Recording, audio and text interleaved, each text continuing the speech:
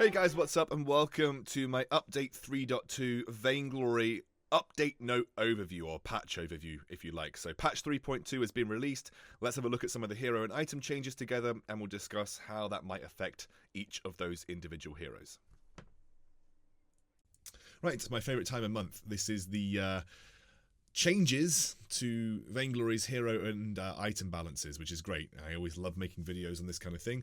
So let's have a quick look. Now, for those of you that don't know, Petal did get an ultimate remake, so I have a gif of that up that we can look at here. Let's have a look at it now. That's pretty cool, if you ask me. That's pretty cool. Basically, her ultimate is now a skill shot targeted effect, which allows you to either use it for healing, peeling, or using it for damage towards the backline as well. It's not just wherever your minions are. Wow. Sorry, guys. Just sneezed. Doesn't matter. Let's keep going. Right. Let's do this and then get back over here. Right. So, Ghostwing changes.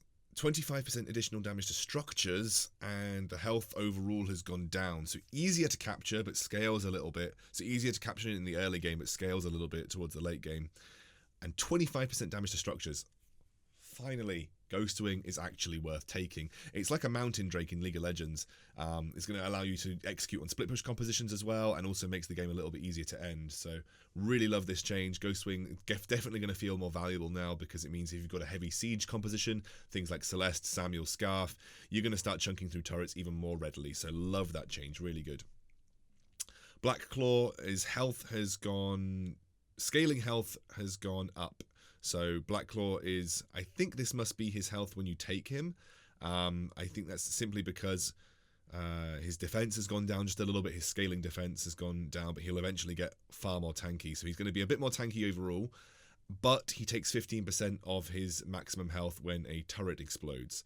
So that's quite a big chunk when he takes a turret, and he's always going to get hit by a turret explosion when he takes one, or when he helps take one. So Black Claw is going to get chunked the more and more turrets that he takes. Basically, these two tools are there to help you end the game quicker, again, trying to make it so that these are game-ending objectives, or help you end the game. That's the idea.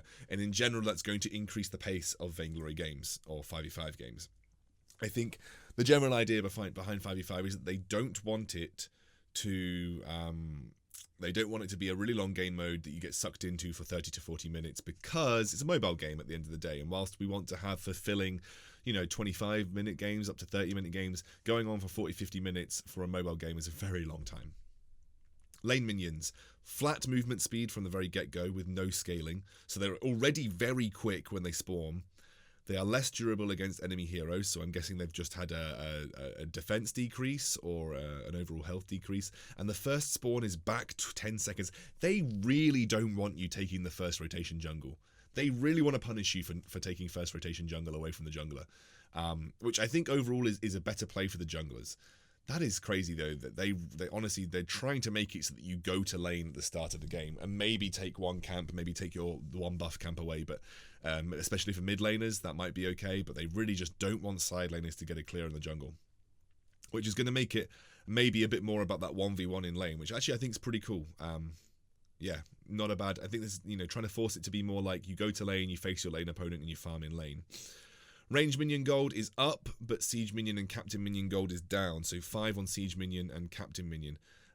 So overall, a slight net decrease to the gold that you get in lane, but it will balance out slightly over the course. So a slight decrease, but overall not so bad. Right, let's have a look at the hero balance changes. Alpha, reboot health, early buff, but late nerf. Okay, so she's more durable at level 6. Or whatever level this comes online at, but less durable towards the end game. Weapon ratio down on Prime Directive. I didn't even know that had a weapon ratio. Lull. And bonus damage per stack also down by a considerable amount. Wow, okay. Again, Alpha's really strong still. She really does well with Aftershock. I'm still leaning towards the fact that why don't you just nerf the item that makes all of these junglers really powerful, as opposed to nerfing the junglers themselves. But yeah, I mean, Alpha needed some changes.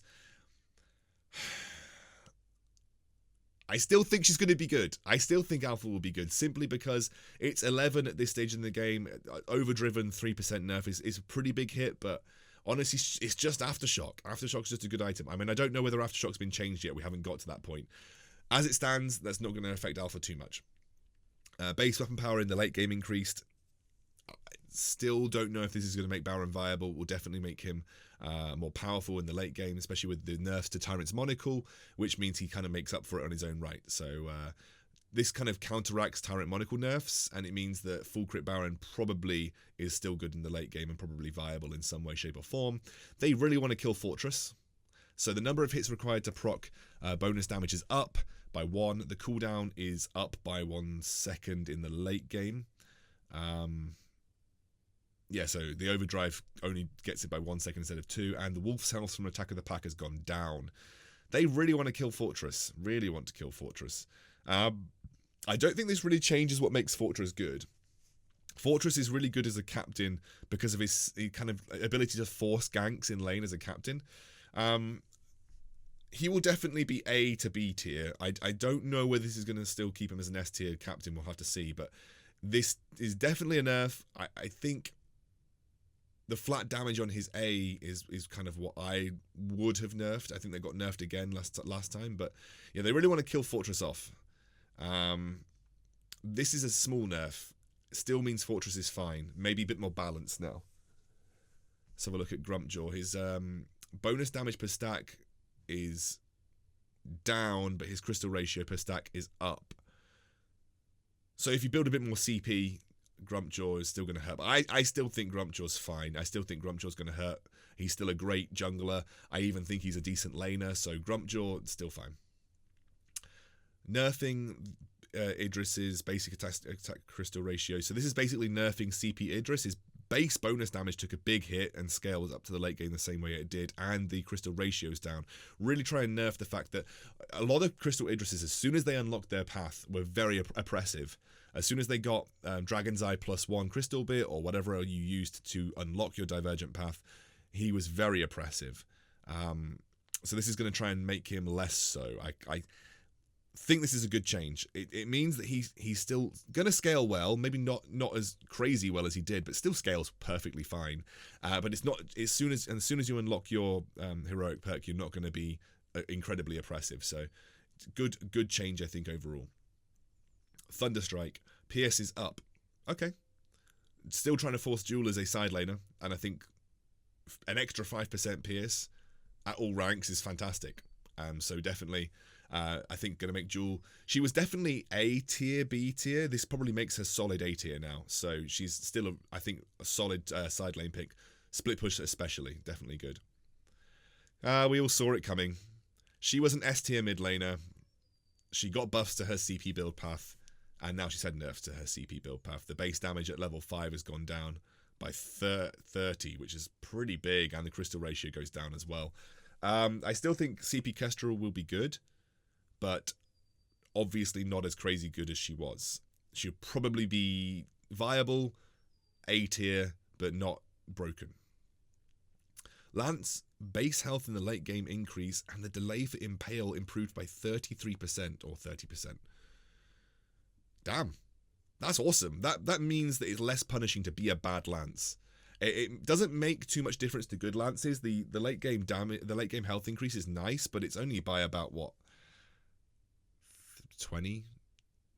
Yeah, about 22. So he's only had a 22 health increase in the late game, which honestly is nothing. But the delay for Impale means it's less punishing if you miss Impale. So I really like this. Lance is already probably a very viable jungle, and for me, jungle captain, and for me personally, was one of my favorite captains to play because I think he's so good at setting up lanes and ganking and acting as a second jungler. And this is going to be now more forgiving if you're not a great Lance player. We've talked about the rework for Petal. The heal crystal ratio has gone up. So this basically means that if you want to use those Petal ultimate seeds to heal yourself or heal your teammates instead of using them for damage, it just gives her more versatility in team fights. The problem with Petal in 5v5 is that you just couldn't function in a team fight because your minions would run off, they'd get destroyed instantly, and thank you. Your minions would run off and they'd get destroyed instantly, and you'd honestly feel very useless in team fights. This is going to make her definitely more give her more, I guess, variety. I'm trying to think of the right word here. It's hard to say.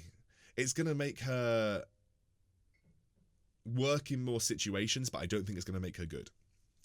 I think this is definitely going to give her some flexibility. That's the word I was looking for. That took me about 30 seconds. Sorry. But I don't think it's going to make her good.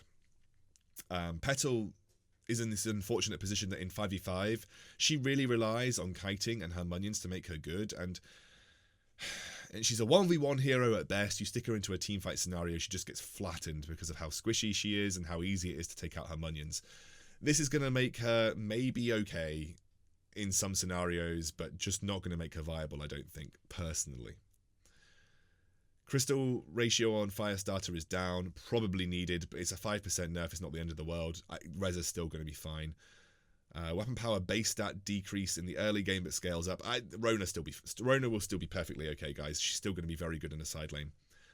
Just means she won't be able to all-in you at level 2 as easily, which is one of Rona's big power spikes. You could literally just all-in someone at level 2 in lane because it's very oppressive to trade against a Rona at that point in the game.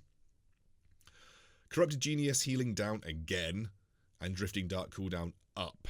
I'm wondering whether this 23 seconds means that you're going to be able to get constant Drifting Darks out. I think this means you'll have a 1 or 2, maybe 3 second break between your Drifting Darks, which means in the late game, Samuel's not going to have that constant Empowered Malice and Verdict up.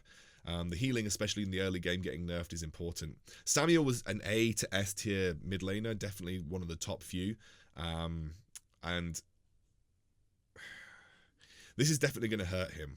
But he's still just going to be useful. I think Samuel will still be useful. He'll definitely be an A tier mid laner. This is not enough of a nerf to really cut him down.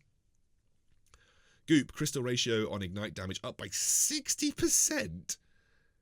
Oh, but the initial ignite. Okay, I was going to say bloody hell. And the ignite per second down by 50%. Base damage increased. So he's got a base damage increase to his Dragon's Breath, which is going to make him more viable in team fights. It just means he's not going to chunk through turrets as quickly, but if you manage to land the goop and ignite it, it's going to hit a little bit harder straight away. Overall, this is kind of going to keep Scarf where he is. He was definitely on the fringes of being very, very good. I think this will just keep him as an A tier. Where are the Celeste nerfs, by the way? I've only just realised we've not seen any... Okay, Celeste is still broken. Sky, auto attack range up by 1. Damage against non-heroes and structures up by 100% to 20%. Crystal ratio slightly down on forward barrage. So weapon power Sky's got a bit better, for sure.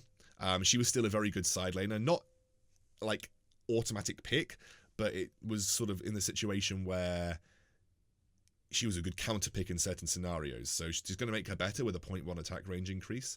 1 second, just grab a drink. That's nice hot chocolate. One of the things that Sky always struggled with was taking objectives. So this is going to make her forward barrage better in lane at taking down structures, which I like. It means you're not going to have to sit there and just auto-attack things, which felt always awkward as a weapon CP Sky. The crystal ratio has been compensated for. In general, I think this is a net nerf to CP Sky. The range increase is a little bit good, but only really the top players will ever see a major difference in this. It's going to make her a better side laner for sure, because she'll be able to take structures a bit quicker. But overall, it's a slight nerf to CP Sky, who I don't really think needed a nerf to the crystal ratio on her forward barrage. I think she was in an okay position. Well, at least this guy's getting nerfed. I can tell before I even read it, this guy's getting nerfed. Bonus damage down, so he gets better in the late game. Okay, so the bonus damage on his heroic perk gets better in the late game, but it's much worse in the early game. Chitin base damage has been nerfed. Crystal ratio has gone up.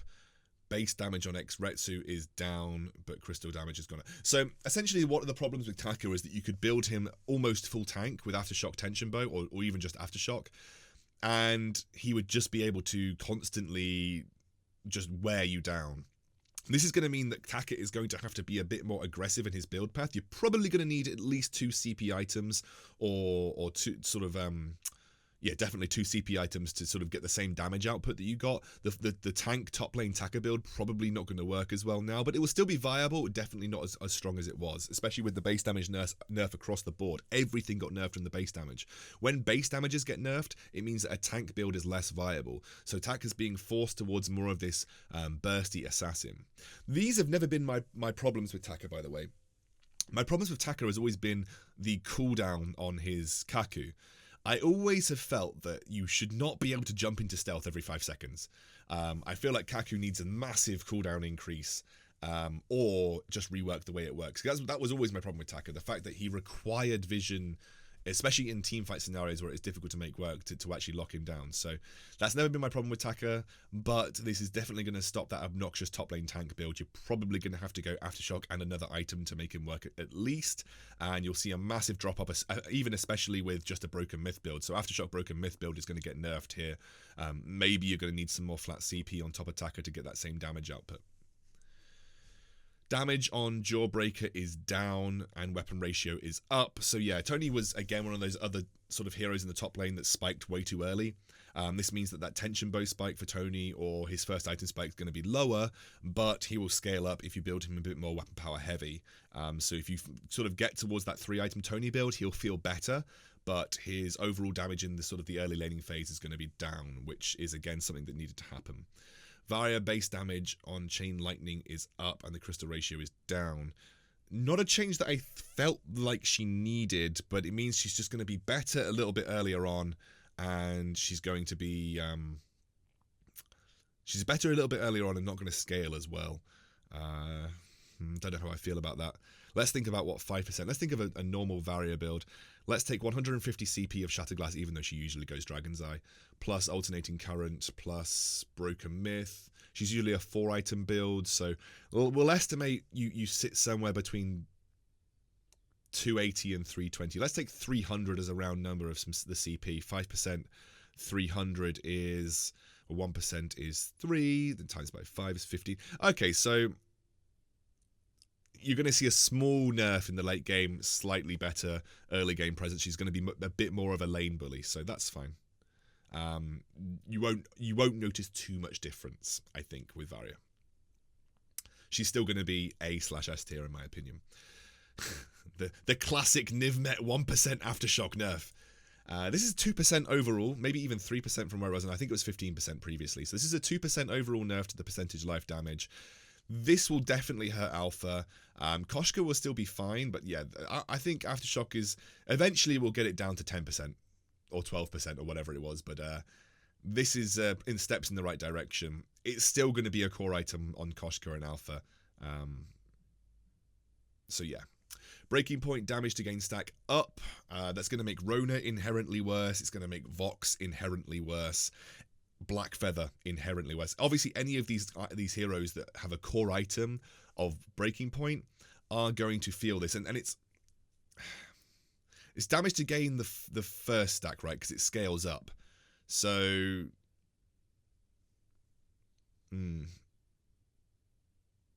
yeah, it's you're probably going to see a 2 to 3 second overall increase to reach max stacks, which isn't the worst thing in the world, but I think it definitely was an item that was so heavy in a lot of builds that it was definitely needed.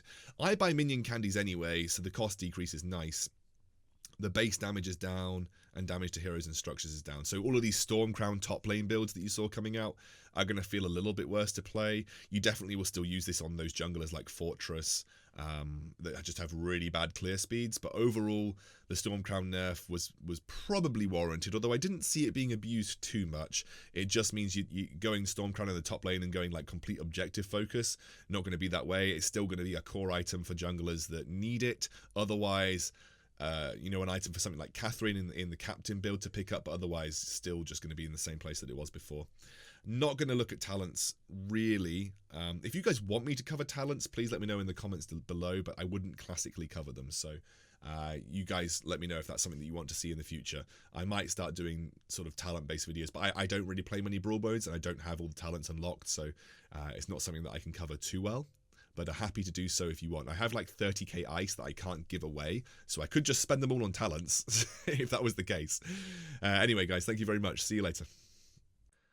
Thanks for watching my Update 3.2 note overview, or the patch overview, whatever you want to call it, and I hope to see you when the update drops, which I'm assuming is going to be next week sometime, because the notes usually come out next week, the week before, or a few days before, so assuming this is going to be out next week. I'm also looking forward to seeing what they do in terms of gameplay changes as well, or UI changes and stuff. Anyway, see you soon, guys.